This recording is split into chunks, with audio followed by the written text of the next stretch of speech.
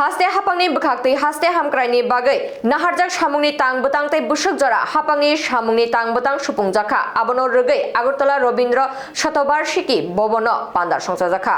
Strangshalo Agartala Robindra Shatobarshiki bhobono songcha pandao hasteni মন্ত্রী অকরা doctor Manik Saha মন্ত্রী অকরা yaktu Jishnadev Borbon Mayor Dipok Mojumdar no khobui kubuniya dorok tongbaikha hasteo ketal hapang khajakmani yakulo hasteni lugurok no kokrimani bebak supungoi samung tangai tongo hapang Beskangni shalobo haste hamkrai luku hamkrai luku jengjal supung thani nakungmani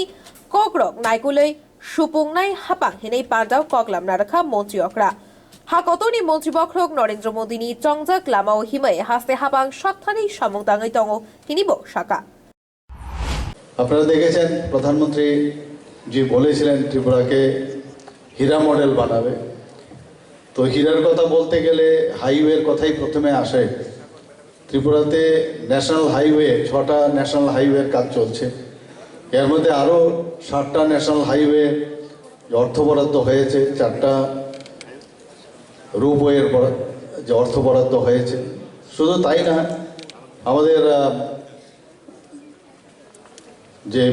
NH08 যে national highway আমাদের lifeline যেটাকে বলে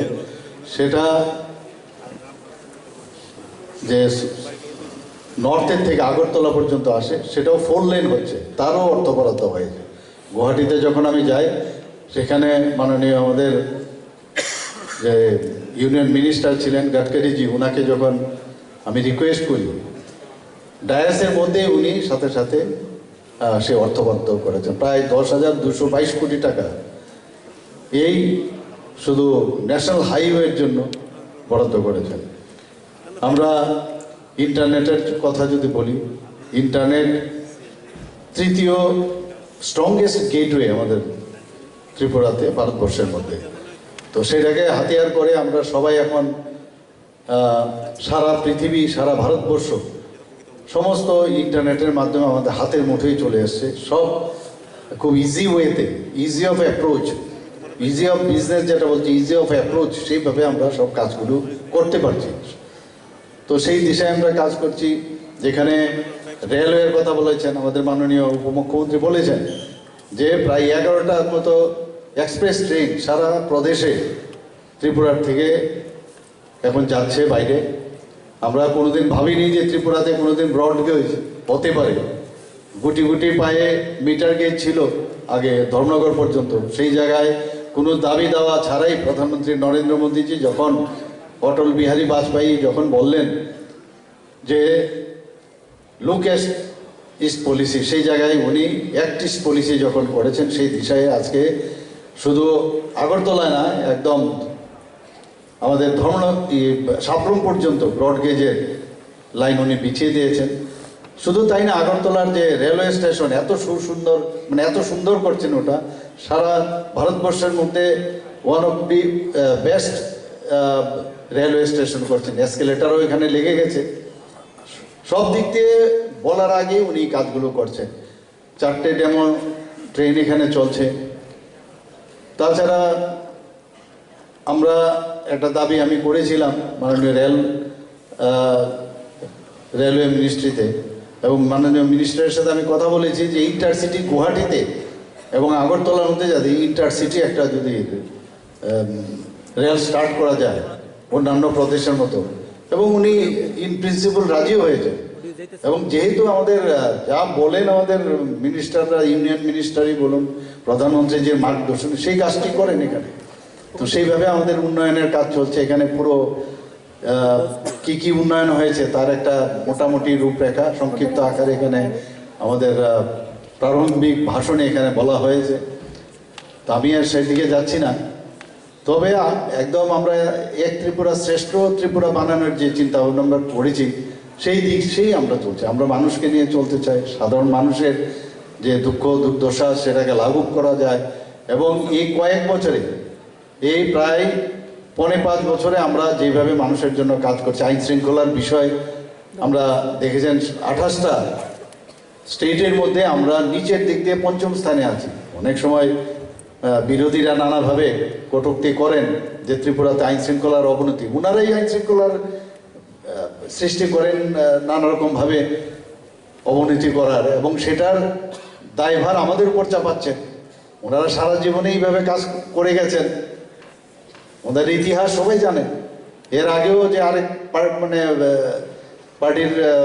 সরকার ছিল, তারাও সেই উচ্ছৃঙ্খলতার মধ্যে কাজ করে গেছে। আমরা চাই যে আমাদের প্রধানমন্ত্রী নরেন্দ্র মোদীজি বারবার বলেন, আমাদের হোম মিনিস্টার অমিত শাহজি বারবার বলেন, আমাদের সরকার মানুষের জন্য কাজ করবে এবং এখানে শান্তি সম্প্রীতি বজায় রেখে জাতি জনজাতি সবাইকে একসাথে নিয়ে আমরা কাজ করব। সেই দিশায় আমরা কাজ করছি। শান্তি সম্প্রীতি যদি না থাকে কোনো অবস্থায় ডেভেলপমেন্ট হবে না। মোদিজি মানেই একটা ডেভেলপমেন্ট। মোদিজির কথা মনে হলে আমরাও সেই লাইনেই চলি। উনি রেলগাড়ির, আমরা ডাব্বার মধ্যে বসেছি, আর উনি হচ্ছেন রেলগাড়ির চালক। যেভাবে উনি চলছেন তার থেকে আমাদের বেরিয়ে অন্যদিকে যাওয়ার কোনো সুবিধা নেই। আমাদের সরকার সমস্ত জায়গায় মানুষের কল্যাণে, অন্তিম ব্যক্তির জন্য চিন্তা ভাবনা করে সমস্ত কাজ। এখানে বারংবার আমরা যখনই যেসব কাজ, আজকে হেলথের বিষয় নিন আপনারা, হেলথে আমরা এখানের মধ্যে 9টার নতুন সুপার স্পেশালিটি আমরা সেই ডিপার্টমেন্ট এখানে খুলেছি। শুধু তাই নয়, আমাদের এখানে ডাক্তারবাবুরা প্রায় 22 বছর ধরে ওদের প্রমোশন হয়নি। এমনও দেখা গেছে যে ছেলে মেয়ে এবং বাবা একই গ্রেডে কাজ করছিল এতদিন ধরে, সেই জায়গায় আমরা প্রমোশন দিয়েছি। শুধু তাই নয়, মাত্র 100টা সিট ছিল এজিএমসির মধ্যে, সেই জায়গায় 125টা করেছি।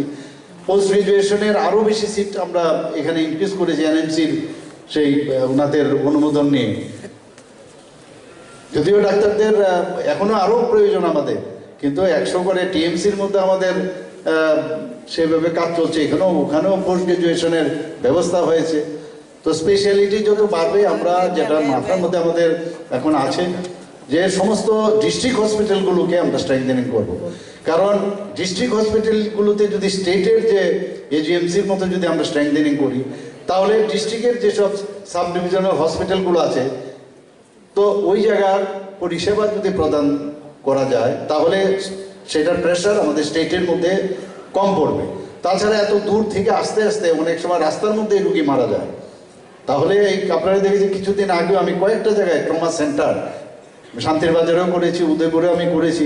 তো এই ট্রমা সেন্টার তো একটা সাংঘাতিক বিষয়, এবং সমস্ত ইনফ্রাস্ট্রাকচার আমরা দেওয়া হয়েছে। আমাদের ডিপার্টমেন্টের যে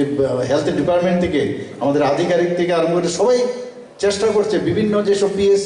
পিএসসিগুলো আছে সেগুলো ওয়েলনেস সেন্টার আমরা করছি। রাজাখোর আগুলিনী নিতাই দিনী কথম বিউরো রিপোর্ট, খুম্পুই।